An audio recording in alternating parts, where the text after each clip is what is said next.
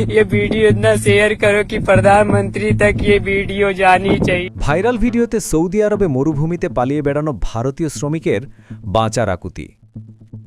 সামাজিক মাধ্যম পোস্ট করা ভিডিওতে ভারতীয় প্রধানমন্ত্রী মোদির কাছে তাকে ভারতে ফিরিয়ে নিয়ে আসার আবেদন জানানো এই শ্রমিক।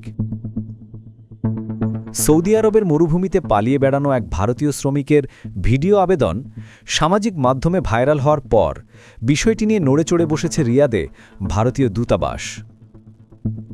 ভারতীয় গণমাধ্যম এনডিটিভি জানিয়েছে, সামাজিক মাধ্যমে ছড়িয়ে পড়া ভিডিওটিতে দেখা যায় উত্তরপ্রদেশের প্রয়াগরাজ জেলার হন্দিয়ার বাসিন্দা বলে দাবি করা ওই ব্যক্তিকে মরুভূমিতে অত্যন্ত ভীত ও বিপর্যস্ত দেখাচ্ছে।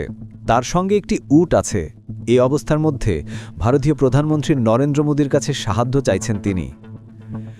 ভিডিওতে তিনি বলেন, আমার পাসপোর্ট কেড়ে নিয়েছে আমার চাকরিদাতা কপিল।